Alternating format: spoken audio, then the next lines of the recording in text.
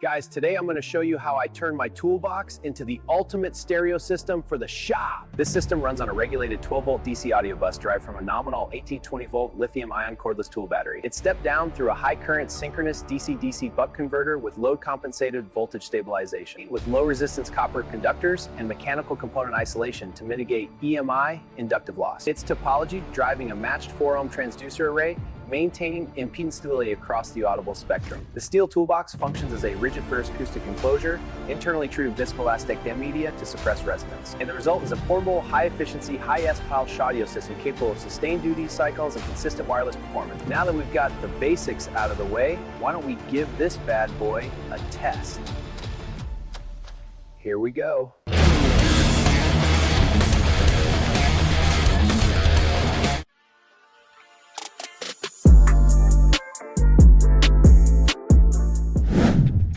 Welcome back, people. If it's your first time, welcome, and thanks for stopping by to Rev Render Garage.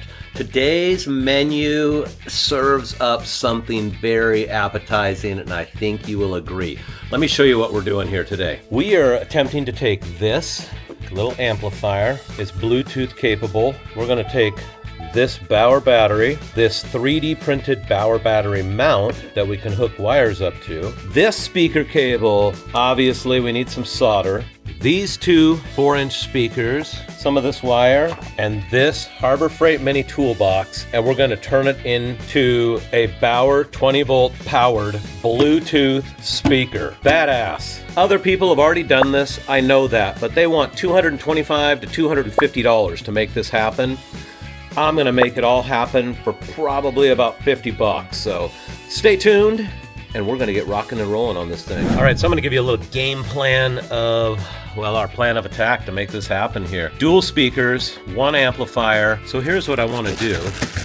I want to be able to get this speaker into there, still have the lid closed, and not have to cut out the bottom of this drawer. I've taken some measurements and I think it can happen, but I am going to have to CAD up some risers that are going to sit right here. The speakers will drop down into those risers and then allow the magnets to drop through without having to do anything to the bottom of this drawer. We might have to cut the back end of this drawer out just so we can move the drawer in and out and be able to get at these speakers to wire them in.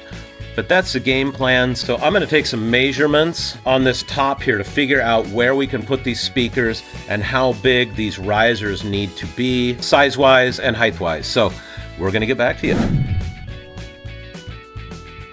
Well, as you can see, I've got this marked up, so I know exactly how much room I have. I'm actually going to go ahead and CAD up some little risers for these so we can get these holes cut out while we print up some risers for the speakers to sit on. All right, so now that I've got those holes marked up and I know exactly how much room I have for risers, I'm gonna go ahead and disappear and CAD up some risers. We'll show you a little video of those 3D printing, but there's no use in dragging you through all that nonsense because we're here to build a speaker and that's what I want to get done.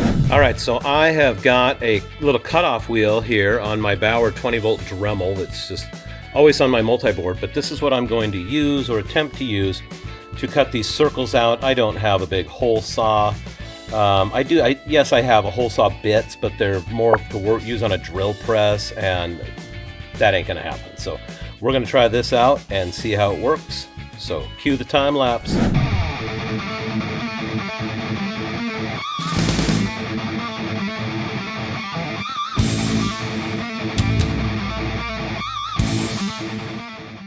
Okay, this is turning out to be a little more tedious than I thought, and I'm looking for your suggestions. Not that it's going to help me right now, but if I were to make another one of these, what do you think the easiest way is to cut these holes out, other than using a Dremel with a cutoff little death wheel on there?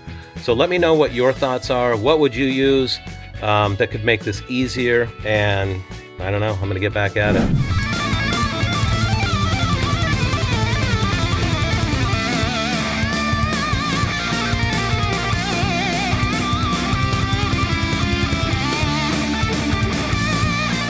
We have the holes cut out.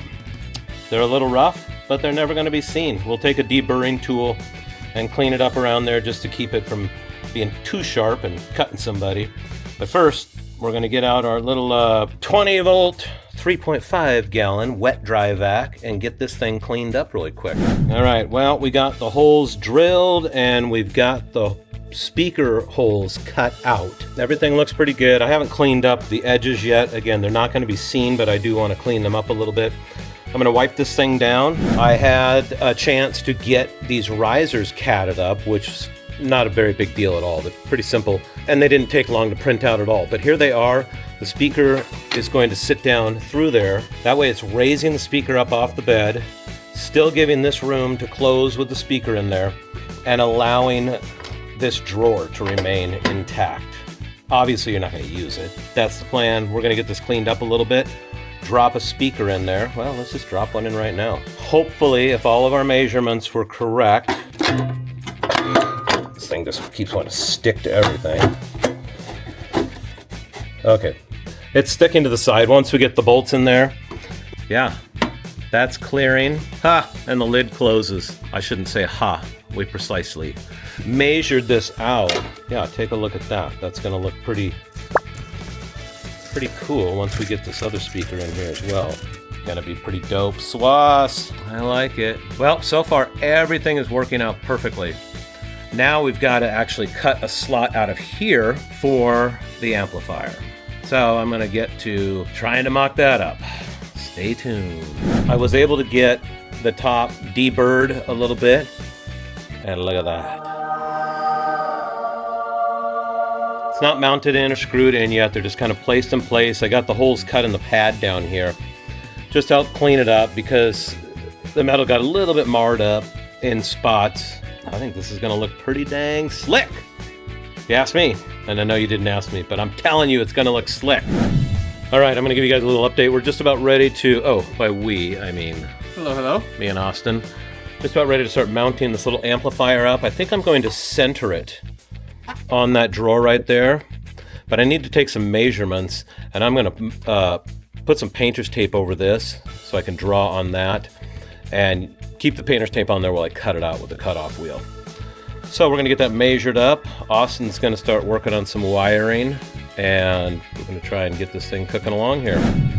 All right, so we have got the actual speakers hard mounted in here. They're not wired up yet, but they are mounted in. They're not going anywhere.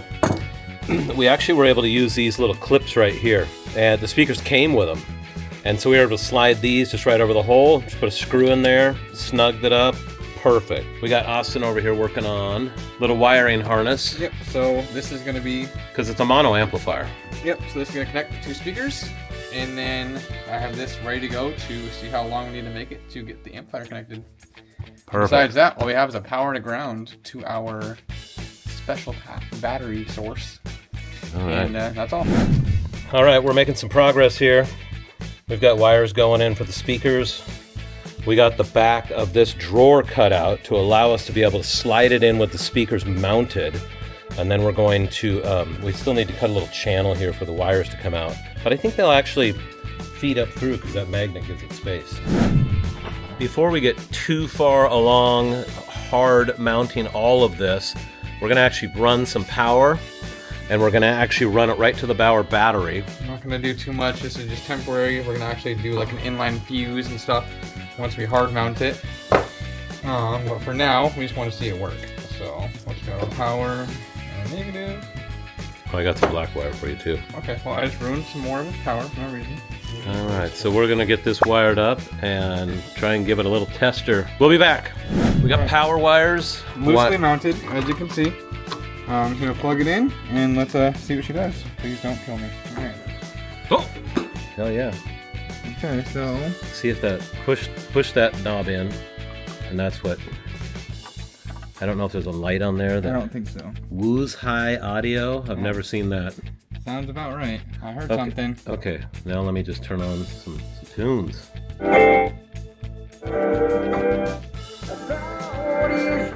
Yeah, Dude, nice. wow. Yeah. I'm pretty impressed with that. That's fairly loud. Well, now we can kind of start buttoning it all up.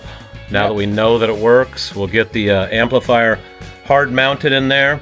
We're gonna put this, because it's gonna be powered by a Bauer battery, we're gonna put a Bauer battery mount I'm thinking on the side. And it'll just slide right on. Yep, it'll just slide right on. But dude, and then maybe not connected, but you can have a secondary one right here just for a spare battery.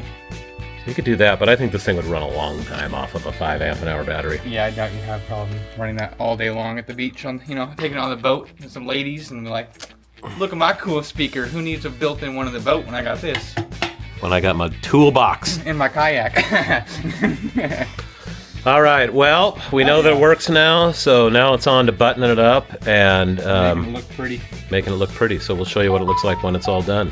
Hell yeah! All right, guys, we are back at it trying to button up our Harbor Freight U.S. General Mini Toolbox Bluetooth speaker. So what we need to do next is I've got to get these red plastic sleeves off of here because they need to be able to fit into these grooves right here.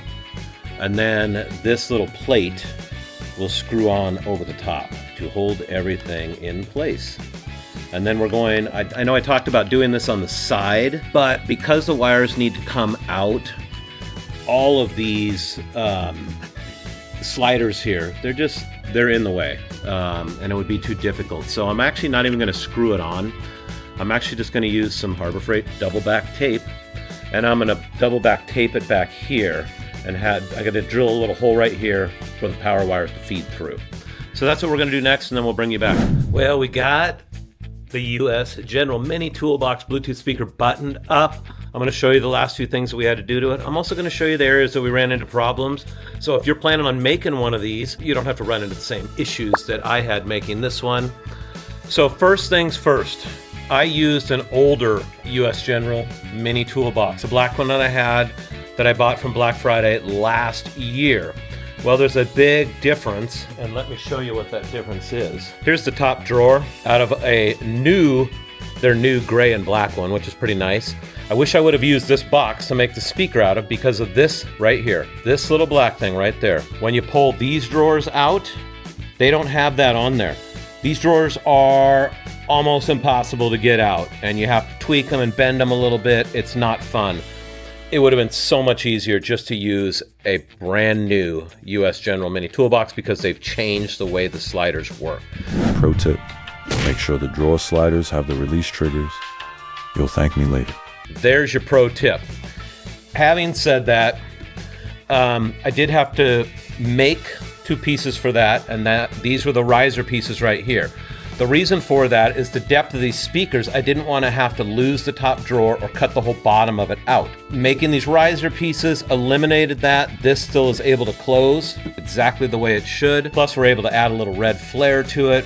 We put the amplifier down here. I will tell you another problem that I ran into. There's not a lot of room for error when you're cutting the square rectangle hole out for this. I cut it at 100 millimeters wide, and it probably should have been about 96 millimeters wide, and it made all the difference. There wasn't enough room for screw holes on the side, so I ended up having to just double back tape this on the ends. It worked fine because you're not opening or closing anything on this, but there was another little problem I ran into. Flipping it around, and I will include the link for these speakers. They were $24.95 on Amazon, I believe.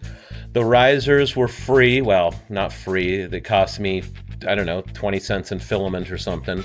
But I'll include the STL file for these risers if anybody wanted to make their own box. I will include the link, Amazon link for the amplifier as well. Now spinning it around to the back. All right. So here is a Bauer battery mount. I found the STL file online a long time ago and ended up printing some of these out to try with a Razor scooter that we had and we were screwing around with. But they work pretty good. I'll include the STL file for this as well. It's pretty self-explanatory, but the wires just run out the back, plug the battery in. There we go. You just heard it there. Actually, I'm going to find an uncopyrighted song. All right, I am actually going to play one of my good friend Savvy's songs because I know she won't mind. And if you want to check her out, she's at Savvyan Music, and I will put a link to that on, well, you'll see a link to it on the screen. but I am going to play one of her songs so we don't get in trouble.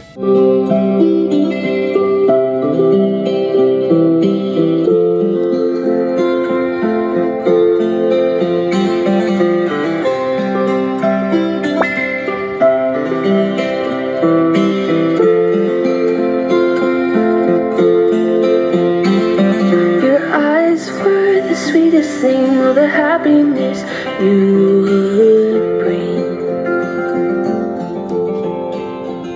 Let them draw me in with the rising thought of the love that could have grown. Maybe later we'd have our own home. But I watched as it tore us apart. Now I don't have your heart. I wish that you still held me in your... So there it is, guys, the U.S. General Mini Toolbox Bluetooth speaker. I had a fun time doing this. Honestly, do I need another Bluetooth speaker? No, but this thing's pretty freaking cool looking. And I just thought it would be a fun project to do, but mostly I wanted to try and figure out exactly what the cost would be. So if you pay full price for one of these toolboxes, they're $20. So there's $20. Now you've got $45. This was about $18, but I think I bought a 2-pack of them. So to buy one of them is about $20.